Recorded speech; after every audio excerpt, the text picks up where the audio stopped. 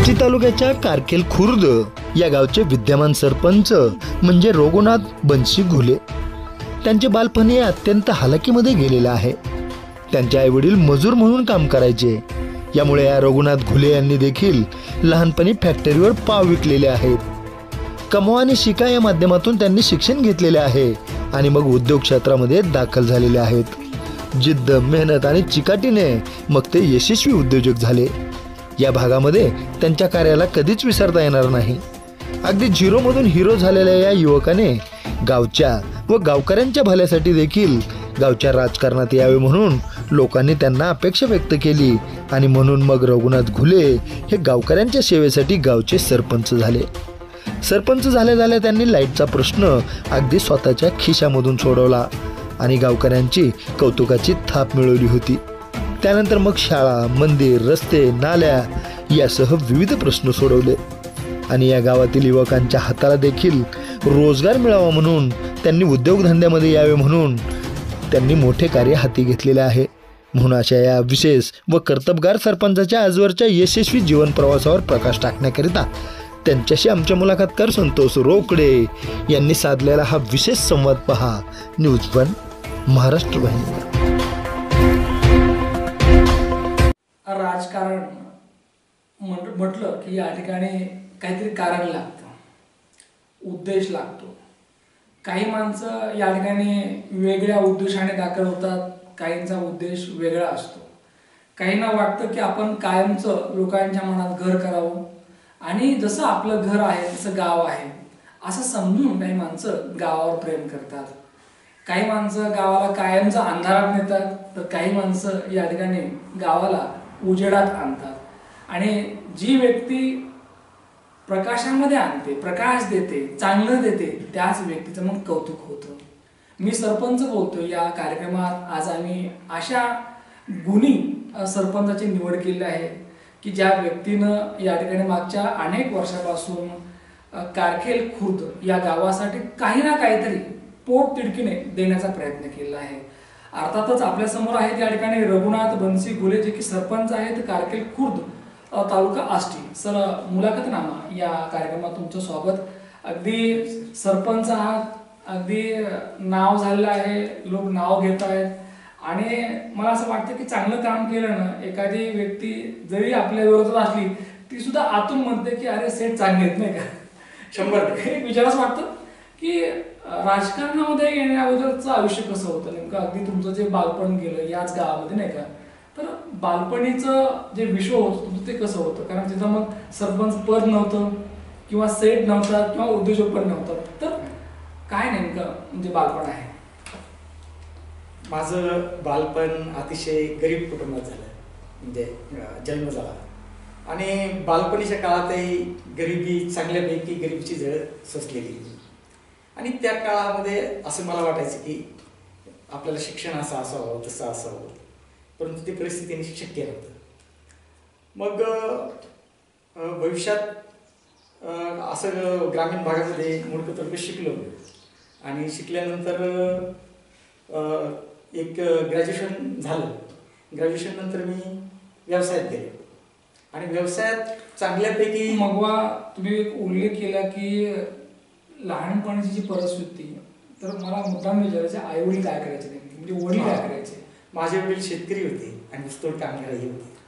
मुळामध्ये आपले वडील जर नोकरदार असतील तर आयुष्य वेगळं असतं आणि जेव्हा वडील ऊसतोड कामगार असतात त्यावेळेला बऱ्याच वेळेला आपण आयुष्य जवळून पाहिलं असतं, नाही का? तर लहानपणी जे तुम्ही पाहिलं वडिलांना हातामधला कोयता, तर या कोयत्याने काय शिकवलं? त्या कोयत्याने मला शिकवलं की जे सधन माणसं होती त्यांचं जीवन आणि माझ्या वडिलांचं जीवन हे अतिशय वेगळं होतं। त्याच्यात कायापालट करायचा हे माझं कायमचं ध्येय होतं आणि ते मी केलंही।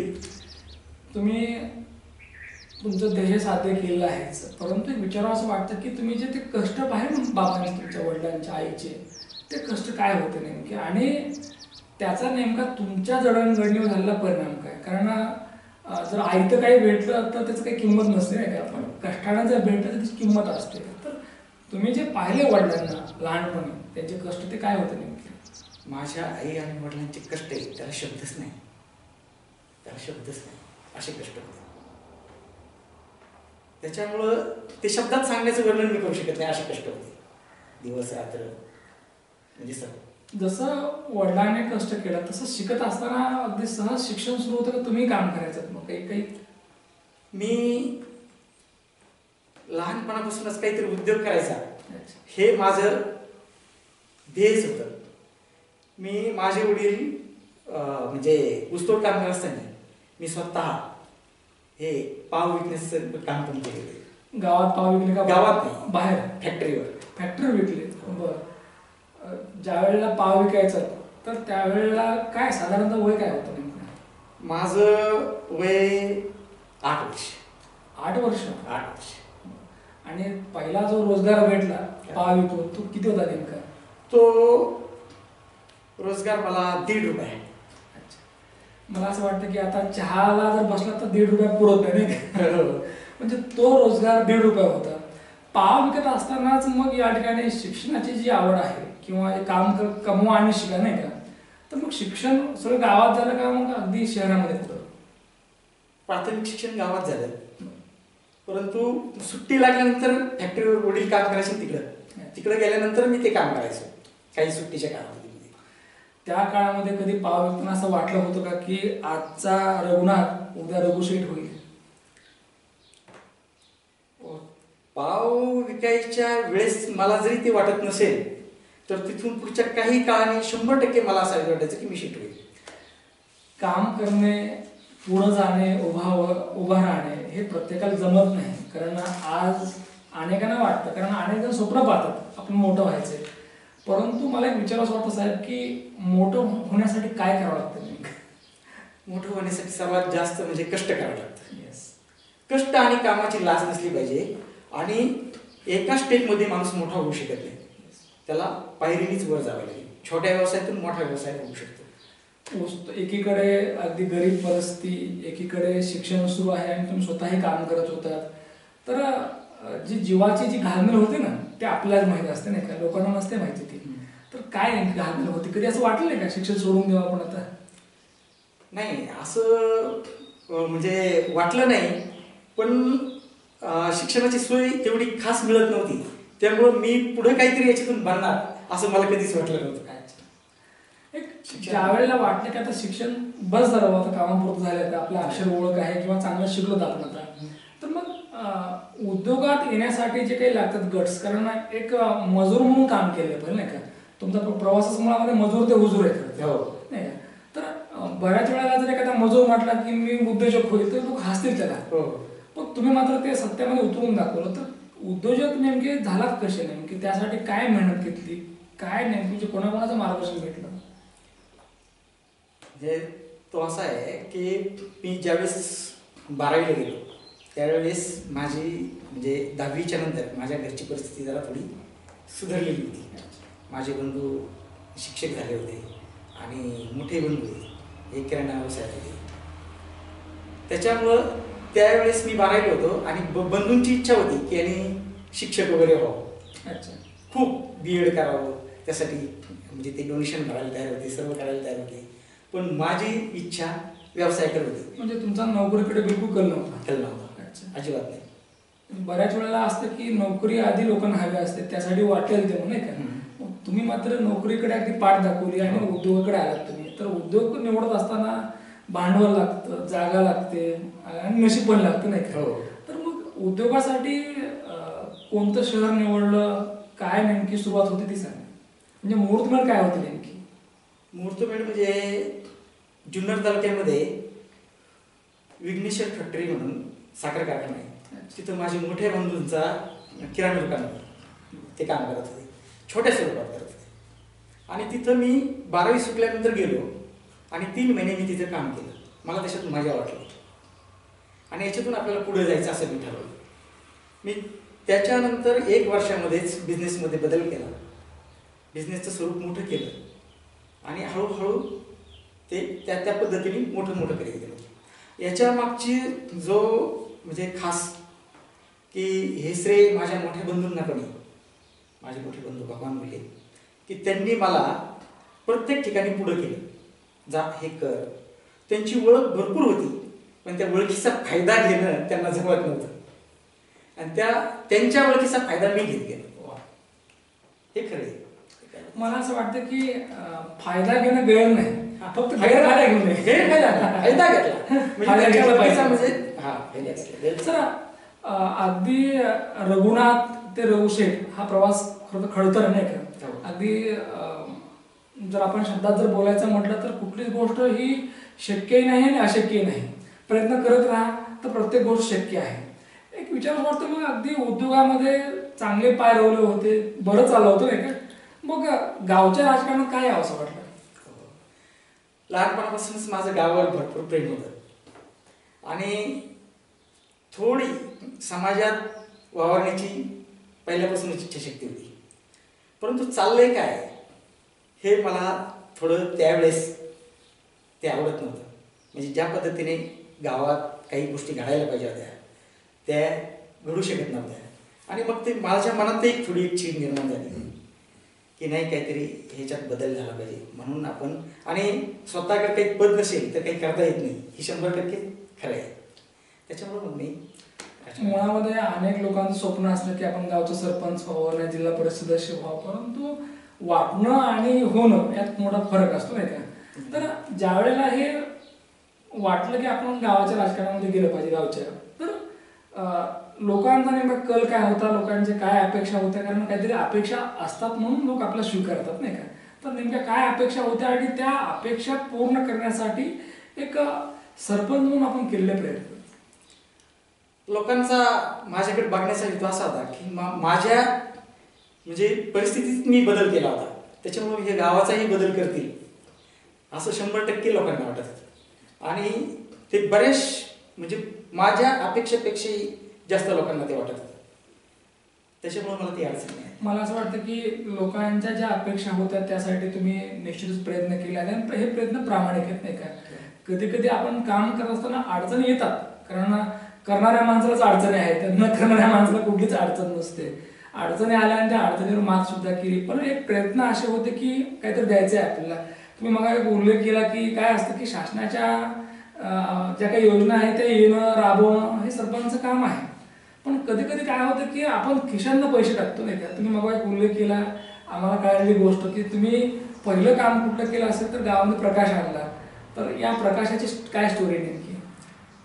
म्हणजे गावामध्ये ज्यावेळेस मी आलो तर त्यावेळेस सगळ्यांची तक्रार असायची की गावात डिप्पी बंद, दिवा बंद, म्हणजे सार्वजनिक ठिकाणी दिवे नाही किंवा लोकांची पण गैरसोय. मग 4 महिने जवळजवळ गावातली डिप्पीच नव्हती. डिप्पी नव्हती. मग त्याच्यातच इलेक्शन पण झालं, निवडणुकाही झाल्या. निवडणुका झाल्या पण आता डिप्पी कशी बसवायची हा माझ्याकडे प्रश्न होता. मी ज्यावेळेस तालुक्याला गेलो त्यावेळेस गावात कोटेशन नाही, काही नाही. मग ते म्हटले मी तुम्हाला मी डिप्पी देऊ शकत नाही MSC वाले. मग शेवट मी खिशातून 30,000 रुपये घातले आणि डिप्पी बसवली आणि मग गावात सर्व प्रकाश झाला. पहिलंच काम माझं प्रकाशात सुरू झालं. तुमचं यासाठी खास अभिनंदन, कारण ज्याच्या मनामध्ये तळमळ असते ना किंवा काहीतरी द्यायचं असतं तेव्हा निश्चितपणे अगदी कुठल्याही गोष्टीची वाट न पाहता ती व्यक्ती ती करायला असते नाही का. आणि मागच्या अनेक वर्षापासून म्हणजे तुमची दुसरी टर्म आहे तर सतत काही ना काहीतरी लोकांना गावाला तुम्ही देत आलेले आहात. तर अगदी गावात प्रकाश आणला, तिथून पुढे जे तुम्ही कामं केलेली आहेत किंवा लोकांशी तुम्ही जे संवाद साधला आहे, भले एखादं काम कमी करा पण लोकांशी चांगलं बोला नाही का, लोकांना विश्वासात घ्या. कारण काय असतं की हल्ली लोकांना आपली माणसं जास्त आवडतात, कारण अगदी उंटावून शेळ्या लागणे हा प्रकार लोकांना आवडत नाही. तर काय नेमकं केलं आतापर्यंत की जेणेकरून दुसऱ्याही टर्ममध्ये तुम्हाला लोकांनी स्वीकारलं?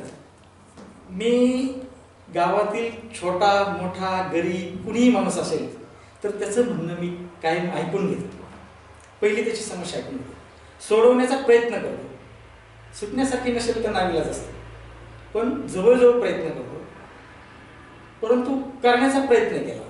आणि मी साधं लोक म्हणतात ना वित्त आयोगातून काय करता येतं, ते वित्त आयोगातून सुद्धा खूप गोष्टी छोट्या छोट्या का केले. मग काही 25-15तून कामं केली. मग काही कामं आपले जिल्हा परिषदेच्या माध्यमातून केली. म्हणजे आमच्या शाळेच्या जर विचार केला तर तिथं ती भाताच्या शिजायची जी खोली होती त्याच्यातच पाणी साचत होतं. तर पहिलं काम त्या दृष्टीचं केलं. मग ते शाळेचं झालं. शाळेच्या नंतर आमच्या मंदिरासमोर मोठा सभामंडप आहे. मग तिथं ब्लॉक वगैरे बसून दिले आणि सुंदर परिसर केला.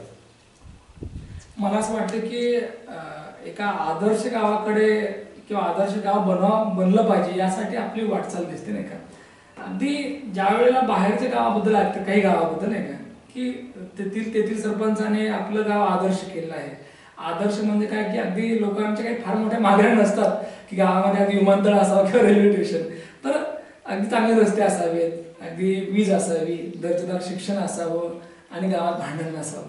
बस एवढंच फक्त गावकऱ्यांना पाहिजे असतं. तर गाव आपला आदर्श व्हावं यासाठी आपण पुढील काळामध्ये आणखी काय करणार आहात? गाव आदर्श ठेवण्यासाठी पुढील काळामध्ये अनेक प्रकारच्या योजना आपण गावामध्ये राबवणार आहेत. मला सगळ्यात महत्त्वाची माझी जी इच्छाशक्ती ती अजून राहिलेली आहे की आर्थिकदृष्ट्या सशक्तीकरण करणे आणि तरुणांना रोजगार निर्माण करणे. बहुत बढिया. परंतु त्यामध्ये थोडा आम्हाला अतिशय आहे की तरुणांचा आमच्या कल त्या गोष्टीकडे म्हणजे मला असं वाटतं की गावातील जे काही तरुण आहेत त्यांनी एक गोष्ट लक्षात घेतली पाहिजे की त्यांचा जो सरपंच आहे हा खूप मेहनतीने उद्योजक बनला नाही का. आणि मग हे सरपंच हे पद थोडी बाजूला ठेवूया आपण. रघुनाथ बुले हे व्यक्तिमत्व म्हणजे अगदी कधी काळी पाव विकला आणि पाव विकल्यामुळे एक मनामध्ये जिद्द आली की अरे आपण काहीतरी केलं पाहिजे, करू शकतो आपण. आणि पाहता पाहता या ठिकाणी तुम्ही अगदी चांगले उद्योजक बनलात.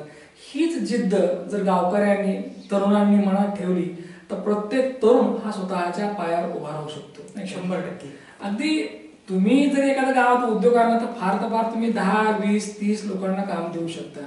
पण राहिलेल्या लोकांचं काय, राहिलेल्या तरुणांचं काय, तर प्रत्येकाने या ठिकाणी तुम्हाला आयडॉल ठेवलं पाहिजे आणि तूच आहेस तुझ्या जीवनाचा शिल्पकार. फक्त एक आहे की यासाठी कुठलंही व्यसन नसलं पाहिजे.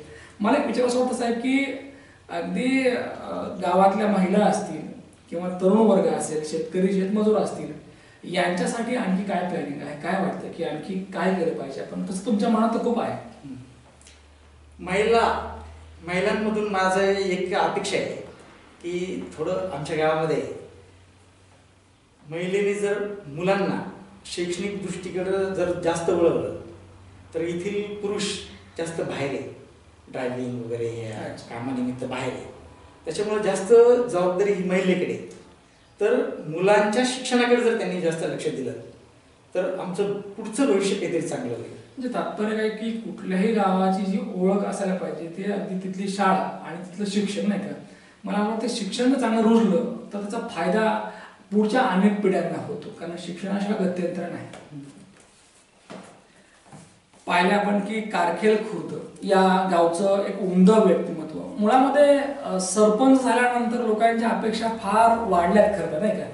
परंतु सरपंचाकडनं एक अपेक्षा लोकांनी केली पाहिजे की ते नेतृत्व प्रामाणिक, स्वच्छ चारित्र्याचं आणि लोकांना चांगलं सांगणार. एवढं जरी सरपंचाने केलं तरी फार झालं. त्यांच्याकडनं बाकीच्या गोष्टीची अपेक्षा करू नका, कारण सरपंच म्हटल्यानंतर त्यांची कर्तव्य काय आहेत हे आपल्याला माहीत पाहिजे. त्यांनी कुठलं काम केलं पाहिजे हेही आपल्याला माहीत पाहिजे. बरोबर ना. अगदी या गोष्टी प्रामाणिकपणे मागच्या अनेक वर्षापासून करत असलेले माननीय रघुनाथजी बुले यांचं व्यक्तिमत्व, यांचं नेतृत्व या ठिकाणी अगदी लोकांनी स्वीकारलं यासाठी की काम करतात आणि म्हणून काम करत राहा, कारण काम तुमची ओळख निर्माण करतं. अगदी ही मुलाखत तुम्हाला आवडली असेल. परत भेटूया पुढच्या मुलाखतीमध्ये. तोपर्यंत पाहत राहा न्यूज1 महाराष्ट्र चॅनल. धन्यवाद. मी लक्ष्मण पाराजी गुले, माजी उपसरपंच, सध्या विद्यमान ग्रामपंचायत सदस्य. तर आमच्या गावचे सरपंच म्हणजे रघुशेठ गुले यांचा म्हणजे गरिबीतूनच प्रवास झाला पाहिजे म्हणजे, आणि राजकारणात येण्याची त्यांना म्हणजे लहानपणापासून आवड होती. म्हणजे समाजासाठी परत गावासाठी काहीतरी करण्याची. तर ते आम्ही म्हणजे ज्यावेळेस राजकारणात नव्हते त्यावेळेस मी त्यांना म्हणजे असा समाजकार्याचा त्याचा नाद राहायचा आणि सपोर्ट करायचे म्हणजे कुठल्याही सामाजिक कार्याला त्याला. आणि नंतर राजकारणात आले तर म्हणजे बरंच वेळ गावाला म्हणजे स्वतः तुम्ही ग्रामपंचायत सदस्य आहात, माजी उपसरपंच आहात, तर सरपंच महोदयाने जे काम केलेलं आहे किंवा जे करत आहेत तर काय नेमकी तुमची काय प्रतिक्रिया, काय समाधानी आहात? समाधानी. मी कारखेल गावचा नागरिक अशोक दशरथ घुले. आमच्या गावचे सरपंच यांच्याविषयी जर सांगायचं म्हणलं ते वयाने माझ्यापेक्षा खूप कमी आहेत आणि आमच्या पाठीमागून येऊन ते आमच्या पुढे गेलेत.